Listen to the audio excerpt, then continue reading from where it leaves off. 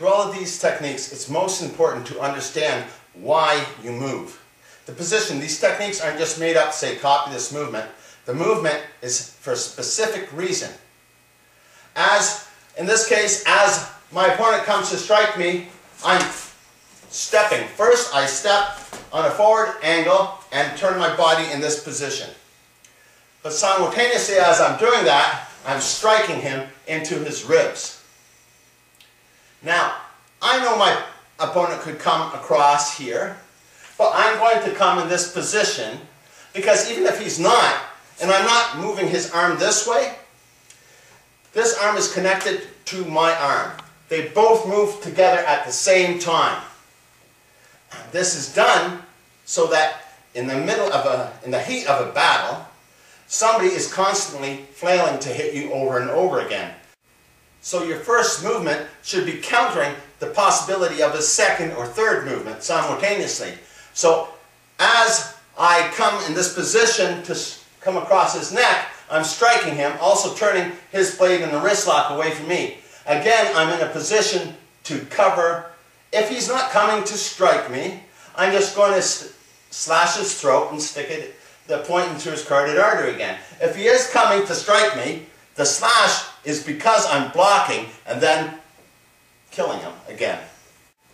Okay, here as your opponent is coming to attack you, step to the outside, thrusting your blade into his chest.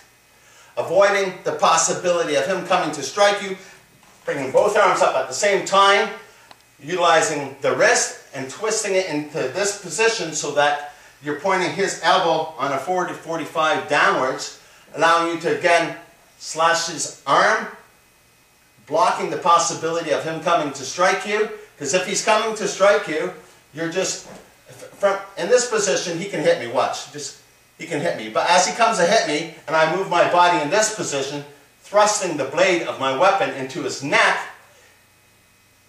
taking him down again, where I can then continue slashing him and cutting him if I so choose to. From the other side, again, as your opponent comes to slash you, you're moving on a forward 45, using a circular movement, avoiding your body from being struck, checking his arm and striking him in the ribs at the same time. In this position, you're using your arm, both arms together, coming up right to slash his throat. As you're slashing his throat, you're in a position, again, to avoid him from hitting you. Always be one step or two steps ahead of somebody. In this position, I have the tip of my blade into his carotid artery. I have control of his body. There's nothing really he can do. He's pretty much dead. But to avoid myself from being splashed with blood, I'll probably take this wrist lock and put him in this position here, controlling his arm again, maybe pointing his own blade into his kidneys or into his ribs, or maybe using my own blade. It doesn't matter. Everything is good from this position. You have total dominance over your opponent.